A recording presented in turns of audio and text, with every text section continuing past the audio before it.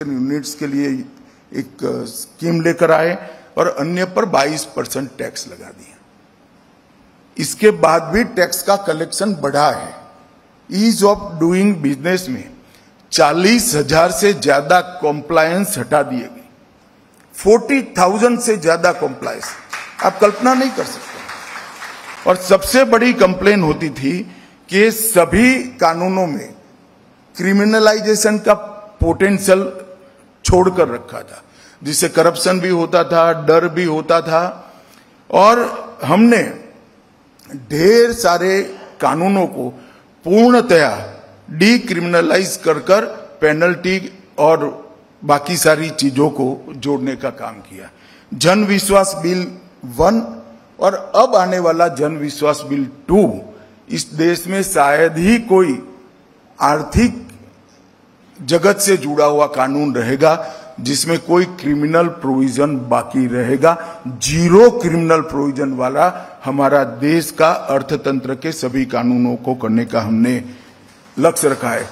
MSME, इसका विकास, इस पर मैं बहुत ज्यादा बोलना नहीं चाहता, परंतु मैं एक बात जरूर कहना चाहता हूं। बैंक के सारे लोग बैठे हैं, तब जिस देश की बैंकिंग व्यवस्था, विशेषकर भारत जैसे देश की बैंकिंग व्यवस्था एमएसएमई को तवज्जो नहीं देती, वो देश की ग्रोथ स्टोरी को रोकती है। क्योंकि जो युवा जिसके मन में कुछ करने की धगस है, कोई हिम्मत है, उसको अगर हम सपोर्ट नहीं करते हैं तो हम आने वाले दिनों के एक बहुत बड़े पोटेंशियल इंडस्ट्रियल हाउस को सीमित कर रख देते हैं। चाहे रिलायंस हो, चाहे अदानी हो, चाहे टोरेंट हो, ढेर सारी कंपनियों की शुरुआत एमएसएमई से हुई थी। अगर इन पर भरोसा कर उनको कोई लोन न देता तो अब बहुत सारे घराने हमारे पास न होते। हमने एमएसएमई सेक्टर को मजबूत करना ही पड़ेगा और इसके लिए काफी सारी दृष्टि से सरकार गारंटर भी बनी है। डिजिटल और फिनटेक के माध्यम से, यूपीआई के माध्यम से भारत में एक डिजिटल रिवॉल्यूशन सामने आया है। 2024-25 में जितने भी डिजिटल ट्रांजैक्शन हुए हैं, इसमें हर दूसरा ट्रांजैक्शन भारत में हुआ है।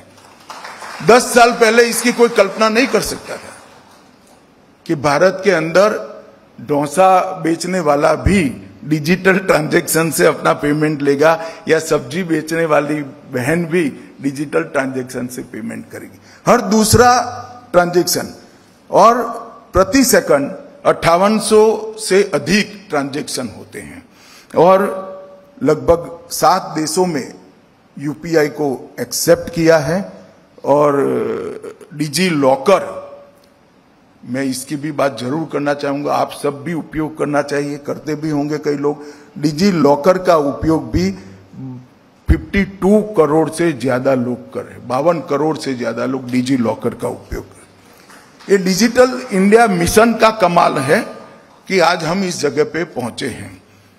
मैं डिजिटल अर्थव्यवस्था की राष्ट्रीय आय में उसका योगदान 12% से ज्यादा है। लगभग अप्रैल 25 तक 97 करोड़ इंटरनेट उपभोक्ता हमारे देश में हो चुके हैं। मई 25 तक 95% देश के हिस्से में 5G रोल आउट हो चुका है। और लगभग 2,18,000 गांवों में भारत नेट के माध्यम से हमने कनेक्टिविटी पहुंचाने का काम किया है। इंफ्रास्ट्रक्चर के अंदर इलेक्ट्रिसिटी इंस्टॉल कैपेसिटी, राजमार्गों का, नेशनल हाईवे का निर्माण,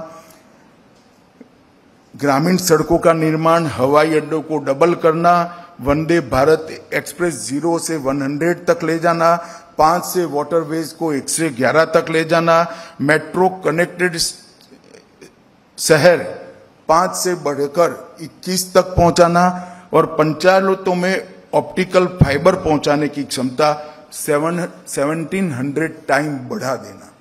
इंफ्रास्ट्रक्चर के लिए इतना बड़ा हमने बदलाव इस देश के अंदर किया है, जिसका निश्चित रूप से फायदा हमारे बैंकिंग सेक्टर को भी हुआ है और इकोनॉमी को भी हुआ है। मेक इन इंडिया, इसके माध्यम से हमने ढेर सारे नीतिगत बदलाव कर कर भारत को विश्व का उत्पादन का हब बनाने में हमने सफलता प्राप्त की है। एक्सपोर्ट हमारे बढ़ रहे हैं। मेक इन इंडिया 2 पर हम इमर्जिंग सेक्टर पर फोकस कर रहे हैं। जो सेक्टर आने वाले 25 साल तक दुनिया के अर्थतंत्र का बड़ा हिस्सा बनेंगे, वो सभी सेक्टर को आज हम मेक इन इंडिया 2 में फोकस कर रहे हैं।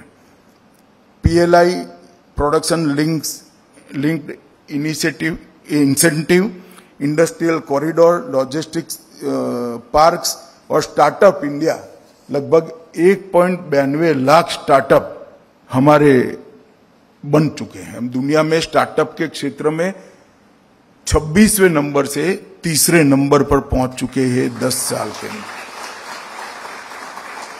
और मैंने जो कहा emerging sector, electric vehicle, battery, green growth, green hydrogen, space sector, fintech sector, semiconductor manufacturing, और पिछड़े हुए थे डिफेंस में, कोई इमर्जिंग सेक्टर नहीं है मगर डिफेंस मैन्युफैक्चरिंग।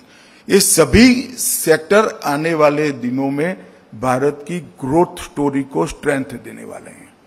और ग्रीन ग्रोथ स्ट्रेटेजी जो हमारी है वो आने वाले दिनों में हमारी इकोनॉमी का बहुत बड़ा हिस्सा बनने वाली है।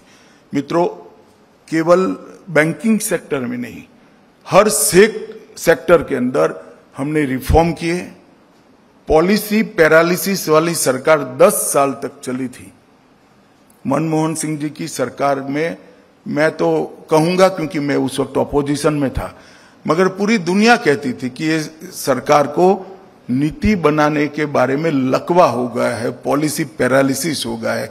इससे पॉलिसी ड्रिवन स्टेट भारत को हमने बनाया और ये लॉन्ग टर्म पॉलिसियों के आधार के मजबूत पिलर पर भारत के अर्थतंत्र को आगे बढ़ाने के लिए हम आगे बढ़े हैं। मैं आज यहां आया हूं तब बैंकिंग सेक्टर को भी कहना चाहता हूं, आप ग्रोथ का प्लानिंग मत करिए। भारत के बैंकिंग सेक्टर ने अब स्केल बदलने की चिंता करनी चाहिए। दुनिया में हमारी बैंकों का 1 से 10 में नाम आए, इस प्रकार से स्केल बदलने की चिंता करनी चाहिए। लक्ष्य छोटा रखेंगे तो जल्दी प्राप्त कर लोगे, लक्ष्य बड़ा रखोगे तो लक्ष्य के साथ आप भी बड़े हो जाओगे। मेरी अनंत अनंत शुभकामनाएं हैं बैंकिंग सेक्टर को। और जिन लोगों को अवार्ड्स मिले हैं, मुझे मालूम है अवार्ड्स किस तरह से मिलते हैं, जूरी के मेंबरान बहुत क्रिटिक एनालिसिस भी करते हैं। और अब जमाना जो है पारदर्शिता का है, तो बहुत सातत्यपूर्ण परफॉर्मेंस के आधार पर ही अवार्ड्स मिलते हैं। जिन जिनको अवार्ड मिले हैं वो सभी को मेरी बहुत बहुत शुभकामनाएं और अभिनंदन। आप सभी का धन्यवाद।